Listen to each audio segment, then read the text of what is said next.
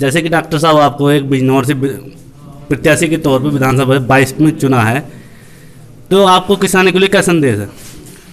मेरा किसानों के लिए संदेश है कि इस बार अपने आप को एकजुट रख के अपनी ताकत का एहसास कराना है। जैसे दिल्ली से किसान कानून रद्द करने के लिए अपनी ताकत का एकजुट होकर ताकत का एहसास कराया, इसी तरह उत्तर प्रदेश की सरकार बदलने के लिए, माननीय जयंत चौधरी के हाथ मजबूत करने के लिए उतनी ही ताकत से आपको इस बार संगठित रहना है। किसी के बहकावे में नहीं आना है। कोई धर्म में कोई आपको बहुत तरीक़ों से उलझाने की कोशिश करेगा, लेकिन आपको सिर्फ अपने बारे में सोचना है, अपनी ज़मीन के बारे में सोचना है। और ये जो सरकार आने जा रही है माननीय अखिलेश जी की, माननीय जैन जी की, ये किसानों की सरकार है, ये अपनी सरकार है। दोनों किसान पुत्र हैं, धरती पुत्र हैं। इसलिए मुझे उम्मीद है कि ये सिर्फ किसानों के बारे में सोचेगी। ये व्यापारियों की सरकार नहीं होगी जो अंबानी अडानी का सोचती है। किसानों की ज़मीन हड़पने की कोशिश करती है, बड़े बड़े वेयर हाउस बनाती है, उसके बाद किसान कानून लाती है, कॉन्ट्रैक्ट फार्मिंग का वो करती है। ये सब चीज़ें इन्होंने किसानों को एक तरीके से बेरोजगार करने की साजिश की थी। दोबारा ज़मींदारी एक्ट जो ख़त्म हो गया था, ये नए ज़मींदार पैदा करना चाहते थे, छोटे किसानों को ख़त्म करना चाहते थे।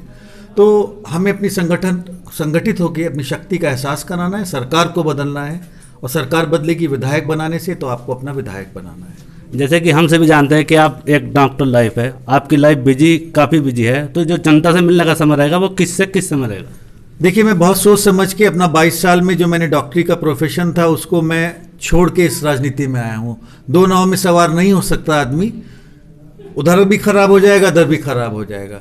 अगर जनता मुझ में विश्वास व्यक्त करती है तो मेरा पूर्ण समय जो होगा वो जनता के लिए समर्पित होगा, और मैं दूसरा कुछ काम नहीं करूँगा। यानी कि जनसेवा के लिए आप सदैव तत्पर रहे हैं? जनसेवा के लिए मैं सदैव, अभी भी मैं जनसेवा कर रहा था, लेकिन वो दूसरा फील्ड था।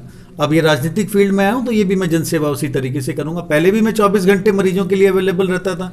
रात को भी 2 बजे किसी ने फ़ोन किया, मैं फ़ोन उठाता था। मुझसे लोग ये पूछते थे रात को 2 बजे फ़ोन करके कि भाई सुबह को खिचड़ी खा लूँ नहीं खा लूँ, तो मुझे लगता था यार ये भी कोई रात को 2 बजे पूछने का सवाल है, लेकिन मैं उसका भी जवाब देता था, क्योंकि मेरा फ़र्ज़ है, मेरी ड्यूटी है उसको सेटिस्फाई करना। तो मैं इसी तरीके से राजनीति भी इसी तरीके से करूँगा।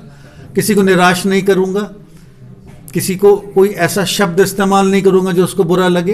प्यार की, ईमानदारी की, भाईचारे की राजनीति करूँगा। जो ये रोजगार है, जो युवा हमारे बहुत परेशान है इस सरकार में, जो ये बोलते हैं कि हमें नौकरी नहीं मिल पा रही, इसके उद्देश्य से आप क्या करना चाहेंगे?